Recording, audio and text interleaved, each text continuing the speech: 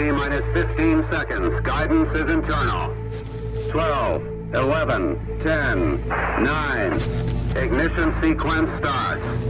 6, 5, 4, 3, 2, 1, 0. All engines running.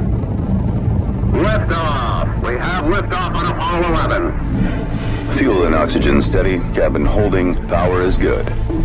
Altitude 4 miles now. Velocity 2,195 feet per second. Good radar data. Altitude now 33,500 feet. How you looking? All your systems go? They're a go. Hang tight. You're a go to continue power descent. Houston, I'm getting a little fluctuation. And Eagle, Houston, we got data dropouts. 3 feet down, 2.5. Picking up some dust. Okay, engine stop. The Eagle has landed.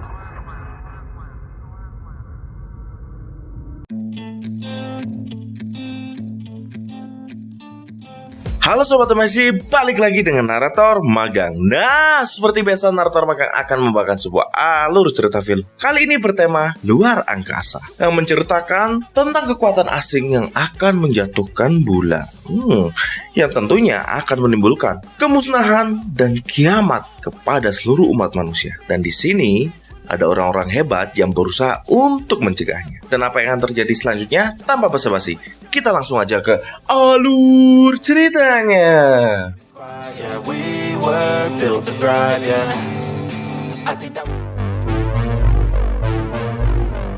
Film akan dibuka dengan diperlihatkan 3 orang astronot yang sedang memperbaiki satelit luar angkasa. Mereka bernama Brian, Marcus, dan Yosinda. Tiba-tiba saat mereka sedang memperbaiki satelit itu, datang sebuah makhluk teknologi yang dipanggil Swarm yang sedang menuju ke arah mereka. Swarm itu pun langsung menghantam tubuh mereka berdua, yang membuat Alan dan Marcus terlempar. Tapi untungnya Alan masih bisa selamat dan kembali ke pesawatnya, sedangkan Marcus harus terlempar ke dalam luar angkasa. Karena hantaman itu begitu keras membuat pesawat mereka menjadi tidak terkendali. Di sini Alan berusaha untuk masuk, sedangkan di dalam Yosinda sudah pingsan akibat benturan itu. Di sini Alan langsung berusaha menstabilkan pesawat itu secara manual.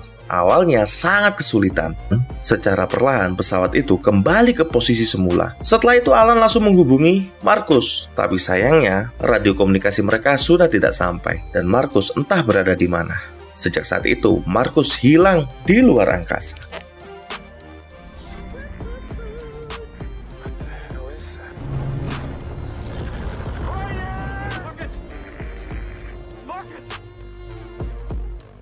Kemudian Alan langsung membawa pesawat luar angkasa mereka kembali ke bumi. Dan singkat cerita, saat berada di bumi, Alan dimintai pertanggungjawaban oleh para dewan.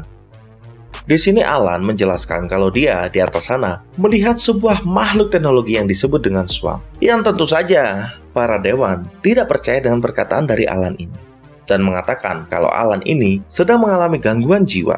Hal ini dipertegas saat Yosinda ditanyai oleh para dewan. Dia mengaku pingsan saat berada di dalam pesawat itu. Jadi dia sama sekali tidak mengingat kejadian waktu itu. Akibat kejadian itu, Alan langsung dipecat oleh NASA. Masalah tidak berhenti sampai di situ. Istri Alan juga menceraikannya karena menganggap Alan sudah gila. Lalu istrinya Alan bernama Brenda dan anaknya memutuskan untuk pergi dari sana dan menjauh dari Alan untuk sementara waktu.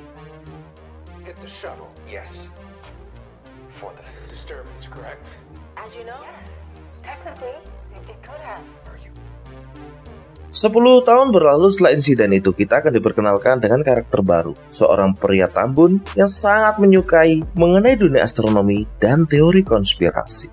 Pria ini bernama Casey. Saat ini Casey sedang berada di salah satu universitas di California, yang mana Casey ini bertujuan untuk masuk ke salah satu ruang dosen untuk membajak komputernya. Di sini Casey meyakini bahwa orbit bulan sedang tidak beres, jadi dia ingin melihat dan meneliti apakah benar orbit bulan sudah berubah. Setelah tidak mendapatkan informasi dari ruang dosen itu, Casey pun kembali bekerja. Saat dia bekerja, Casey mendapatkan notifikasi pesan yang mengatakan kalau orbit bulan saat ini sedang tidak beres, atau bisa dikatakan melenceng atau keluar dari jalurnya. Setelah mendapatkan notifikasi itu dan beberapa informasi, Casey memberanikan diri untuk menghubungi NASA dan mengatakan kalau orbit bulan telah berubah. Tapi sayangnya NASA sama sekali tidak menggubris dan tidak menghiraukan peringatan dari Casey.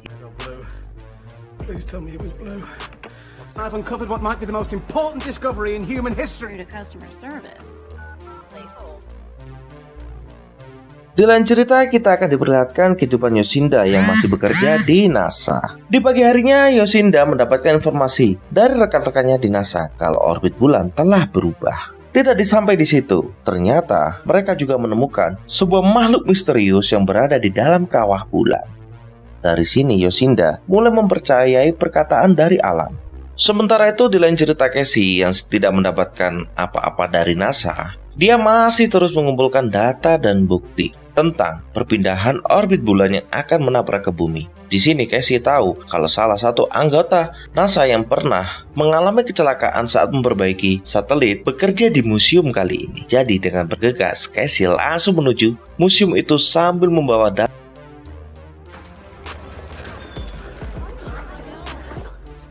Well, are you going to teach us? Namun sayangnya saat bertemu dengan Alan, Casey malah mendapatkan penolakan dan Alan hanya menganggap Casey hanyalah pecinta teori konspirasi yang gila dengan teori-teorinya. Ditambah lagi di sini Casey terus mengoceh dengan teori-teorinya yang membuat Alan menjadi sangat stres dan kesal dan meminta penjaga museum untuk mengusirnya keluar dari tempat itu. Tapi di sini Casey masih tetap ngotot dan ingin memberikan bukti-bukti yang dia temukan. Tapi Alan sudah tidak mau mendengarkan dan langsung membuang semua data yang dibawa oleh Casey tadi. Masalah Alan tidak sampai di situ. Tak selang lama, mantan istri Alan yaitu Brenda menelpon dirinya dan mengatakan kalau putra mereka tertangkap oleh polisi karena telah melakukan balapan liar. Di sini Brenda tidak bisa menjemput dikarenakan Brenda sudah memiliki seorang suami dan 2 orang anak yang tidak bisa dia tinggal. Jadi dia meminta Alan untuk datang ke pengadilan. Di sini Alan di dalam persidangan itu merasa sangat kesal dan terus mengoceh dan mengatakan semaunya kepada hakim, yang membuat suasana sidang menjadi semakin riuh. Karena sudah kesal, sang hakim memilih untuk menunda persidangan ini sampai minggu depan, yang otomatis membuat anaknya harus mendekam di jeruji besi selama 1 minggu. Saat persidangan usai, Alan mendapatkan sebuah notifikasi pesan yang mengatakan kalau orbit bulan telah berubah dan diperkirakan bulan akan menabrak bumi. Ditambah lagi informasi ini sudah menyebar luas ke masyarakat yang membuat masyarakat menjadi sangat panik. Tak selang lama NASA memberikan sebuah informasi agar masyarakat menjadi tenang. Di sini NASA mengatakan kalau semuanya adalah hoax. Ya, NASA melakukan ini bertujuan agar masyarakat bisa menjadi lebih tenang, walaupun ini sebenarnya hanyalah sebuah Reaches the Roche limit at 17,000 kilometers. Estimated a timeline of roughly 3 would be a problem. It's trending. Namun sayangnya isu sudah menyebar dengan sangat kuat. Ditambah lagi, kini bulan terlihat semakin dekat dengan bumi. Dari sinilah kegaduhan dan kerusuhan semakin menjadi-jadi, dan orang-orang mulai percaya dengan teori konspirasi yang dijelaskan oleh Casey di web miliknya. Di dalam teori itu, Casey mengatakan kalau sebenarnya bulan hanyalah sebuah alat yang diciptakan oleh alien, dan bulan sendiri berperan menjadi sebuah pusat kendali. Di lain cerita, Alan yang sudah mendengarkan teori-teori itu menjadi bimbang apakah Casey berbicara yang sebenarnya. Untuk membuktikan semua perkataan Casey, akhirnya Alan mencari seluruh data dan juga kertas yang dibuang olehnya di museum. Orbital distance. My fellow has been called our usual place immediately. LA Palm Hotel. Yang cerita NASA mengirim beberapa astronot untuk melihat ke dalam kawah bulan itu. Mereka pun meluncurkan sebuah wahana luar angkasa yang berfungsi untuk mengecek ke dalam kawah itu. Setelah kedalaman 25 km, tiba-tiba benda itu kembali naik disertai dengan datangnya suam yang sangat besar. Suam itu langsung menyergap dan menyerang para astronot yang membuat mereka harus tewas. Sementara itu di bumi, air laut mulai naik yang menyebabkan tsunami di mana-mana. Di sisi lain, saat Alan sudah menemukan Casey, mereka terjebak di dalam sebuah hotel. Sedangkan di luar sudah terjadi tsunami yang cukup besar. Namun saat Alan akan lari ke tingkat hotel yang lebih tinggi, di sini Casey malah terdiam dan terpatung. yang membuat Casey hampir saja terseret ombak dan tewas. Tapi untungnya tepat pada waktunya, Alan berhasil menyelamatkan Casey.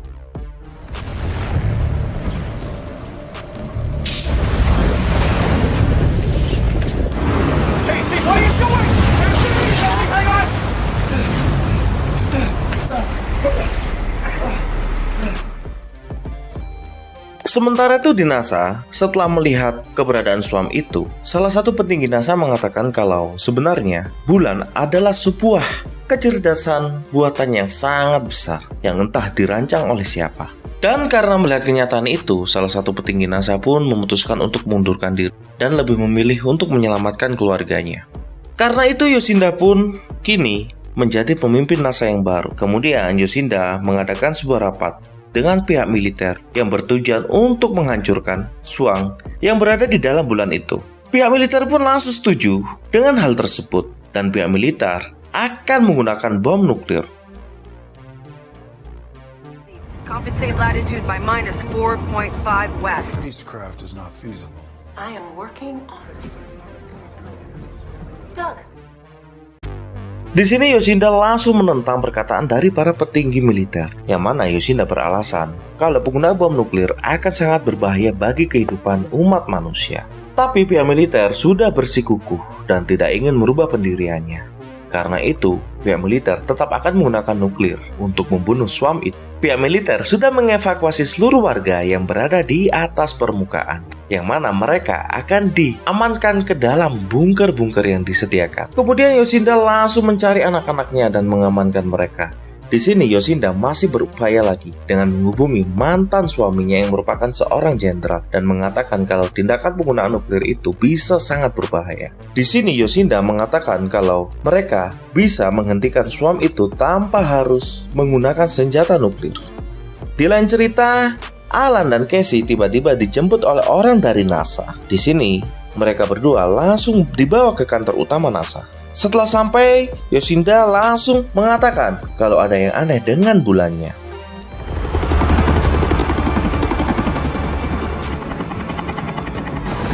Come with us. It's a matter of national security.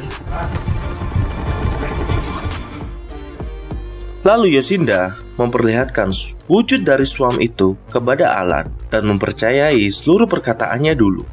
Di sini Yosinda juga mengatakan kalau orbit bulan telah berubah dan mengarah ke bumi. Dan bila ini terus terjadi, maka bumi akan hancur. Oleh karena itu, Yosinda meminta Alan untuk kembali ke NASA. Kemudian Alan pun setuju untuk kembali ke NASA. Setelah itu mereka semua melakukan persiapan untuk menuju bulan. One of them? I was wrong to bring you here. At least somebody's on the same page as us. Kemudian mereka pun menuju sebuah museum untuk mengambil pesawat antariksa yang tersisa, karena hanya pesawat ini yang siap untuk menuju luar angkasa. Kemudian pesawat ini pun dibawa menuju pangkalan NASA untuk segera diluncurkan. Di saat yang bersamaan, putra Alan telah dibebaskan dari penjara dan langsung dibawa menuju Alan. Di sini terjadi pertemuan yang sedikit dramatis antara ayah dan anak ini. Tapi sayangnya mereka tidak bisa berbicara panjang lebar karena harus segera berangkat.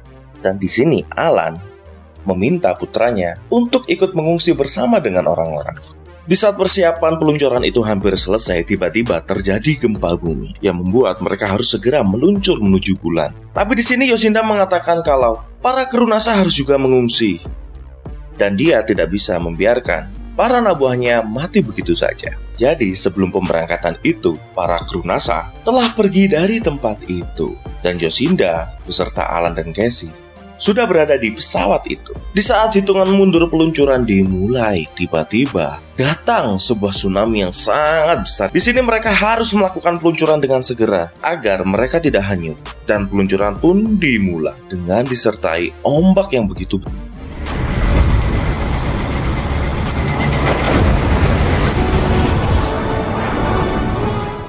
Setelah melewati orbit bumi, akhirnya mereka sampai di stasiun luar angkasa untuk segera mengisi bahan bakar. Di sini Casey melihat ke arah bulan, yang terlihat bulan ini sudah semakin mendekat ke arah bumi. Di sini mereka sadar kalau mereka tidak bisa lama-lama dan harus segera mencegah kejatuhan dari bulan. Di lain cerita, anak Alan sudah berhasil lolos dan menuju tempat perlindungan. Namun sayangnya saat di tengah perjalanan terdapat orang-orang yang mencegat mereka. Di sini mereka ingin menjarah mobil Putra Alan. Karena tidak ingin terjadi sesuatu kepada orang-orang di dalam mobil itu, Putra Alan pun menyerahkan mobilnya. Dan dari sini mereka bertiga pun mulai berjalan untuk menuju rumah Brenda. Saat di perjalanan itu, Putra Alan dikejutkan dengan penampakan bulan yang begitu dekat. Tak selang lama terjadi hujan meteor. Dan di sini mereka bertiga harus terus menghindar agar tidak terkena serpihan dari bulan itu. Setelah lama berjalan, mereka pun sampai di rumah Brenda dan disambut oleh Brenda. Namun di sini mereka tidak bisa lama-lama karena banyak meteor yang berjatuhan dan mereka harus segera menuju sebuah bangku.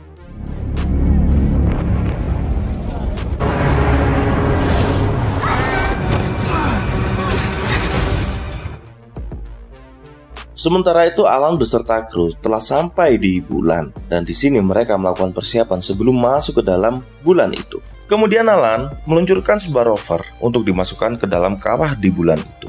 Tak selang lama, Swarm itu pun datang dan menghampiri mereka. Di sini Alan menyadari kalau Swarm ini sebenarnya sangat tertarik dengan sesuatu yang berbau teknologi. Jadi Swarm itu berusaha mengejar rover itu. Dan di sini, Swarm itu hampir saja menghancurkan pesawat luar angkasa mereka. Tapi untungnya, Alan langsung memukul-mukul benda yang membuat Swarm itu tertarik dan tidak jadi menghancurkan pesawat mereka. Kemudian mereka semua pun langsung menuju ke dalam kawah itu. Tapi dengan mesin yang dalam kondisi mati. Karena bila mesin hidup, maka mereka akan dikejar oleh Swarm itu. Dan kedalaman kawah itu mencapai 25 km. Saat mereka masuk, mereka pun mulai tersadar kalau di dalam bulan ini merupakan sebuah alat mekanisme yang sangat besar. Terdapat struktur buatan yang luar biasa megahnya. Dan dari sini, Alan mulai percaya dengan seluruh teori yang dijelaskan oleh Casey. Kalau bulan ini merupakan sebuah alat yang sangat besar. Kemudian saat Alan berniat untuk meluncurkan sebuah bom, tiba-tiba Swarm itu mendekat. Lalu, suatu keanehan pun terjadi. Pesawat mereka tidak bisa dikendalikan dan terseret entah oleh sesuatu dan menuju ke dalam sebuah ruangan dengan kecepatan yang sangat tinggi. Setelah mereka masuk ke dalam ruangan itu, pintu langsung tertutup dan Swarm itu tidak bisa masuk. Karena benturan itu, mereka tidak sadarkan diri. I'm gonna get close, then release the rover. Ready? What do you mean it's not you? I don't know! Hang on!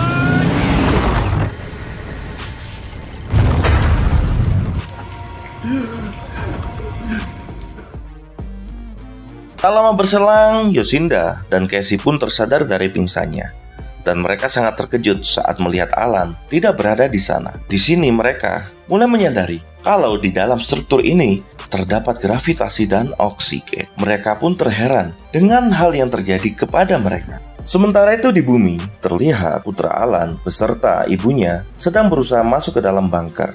Dan di sini mereka dikejar oleh para perampok yang ingin mengambil mobil mereka lagi. Di sini mereka semua berusaha menghindar perampok itu sambil terus menghindar dari hujan puing-puing bulan. Setelah lolos dari para perampok itu, Jenderal menelepon mereka dan menanyakan keberadaan putranya apakah aman dan masih selamat. Di sini, Putra Alan menjelaskan kalau mereka baik-baik saja dan mereka akan segera masuk ke dalam bunker. Di sini juga, putranya mengatakan kalau Alan, Yosinda, dan Casey masih berada di bulan dan mereka masih belum kembali. Tentu saja membuat Jenderal menjadi sangat cemas karena pihak militer akan segera mengirimkan sebuah nuklir ke arah bulan untuk menghentikan bulan itu terus jatuh ke arah bumi. Di lain cerita di bulan, saat ini Alan berada di sebuah ruangan yang sangat. Di situ, Alan melihat putranya. Sebenarnya ini bukanlah putranya. Ini merupakan sebuah proyeksi dari AI yang mengoperasikan bulan itu. Dan agar lebih mudah dipahami oleh Alan, maka AI itu menampilkan ingatan di dalam diri Alan. Jadi, AI ini berusaha untuk memahami Alan dengan menyerupai mirip dengan anaknya. The same people who made you thriving civilization in a distant. Lalu di sini AI itu bercerita kalau sebenarnya di zaman dulu manusia-manusia sudah memiliki peradaban yang sangat canggih dan maju. Agar memudahkan hidup mereka, mereka menciptakan sebuah artificial intelligence atau AI untuk membantu kehidupan mereka. Namun sayangnya suatu saat AI ini mulai kehilangan kendali dan membuat makhluk nanoteknologi yang bertujuan untuk memusnahkan seluruh kehidupan biologis. Karena itu para manusia berusaha kabur ke ujung galaksi. Dan di ujung galaksi itu mereka menciptakan megastruktur, yaitu bulan, untuk melawan AI itu. Dan karena itu para AI ingin sekali menghancurkan bulan, karena bulan dianggap merupakan bentuk perlawanan untuk mereka. Setelah mendengarkan penjelasan itu, Alan tersadar dan langsung memberikan informasi ini kepada Casey dan Yosinda. Dan di sini Alan punya sebuah rencana untuk memancing Swarm itu keluar, agar Swarm itu bisa segera dia hancurkan dan mengembalikan bulan ke posisi semula. Tapi karena waktu semakin tipis, akhirnya pihak militer pun berencana untuk mengirimkan rudal-rudal nuklir ke bulan. Tapi di sini salah satu jenderal berusaha untuk mencegahnya. Di sini jenderal ini meyakini kalau Yosinda bisa menghentikan kejatuhan bulan, dan dia sangat percaya dengan Yosinda. 3, 2, 1. Hey! What the hell are you doing? Put that gun!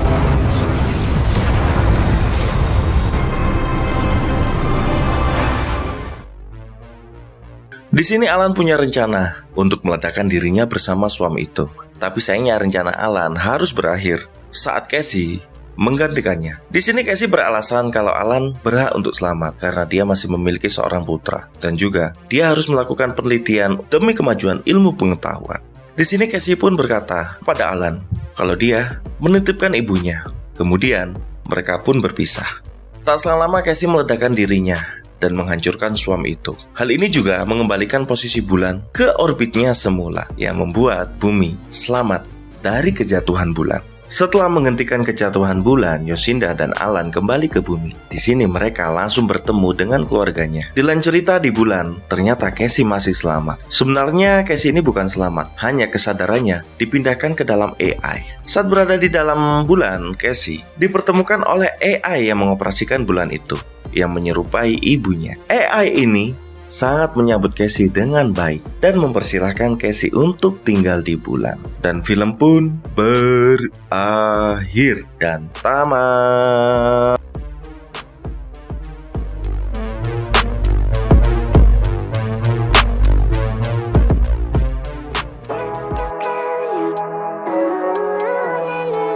Nah, itu tadi adalah alur cerita dari Moonfall. Semoga kalian terhibur dengan alur cerita kali ini. Maaf yo, jarang upload, banyak banget kegiatan. Terus narasinya agak gimana gitulah.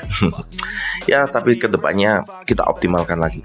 Harus tetap semangat. Ya, itu dulu untuk kali ini. Thank you for watching. Jangan lupa like, subscribe, request film juga bisa. Thank you for watching. See you next video. Ciao.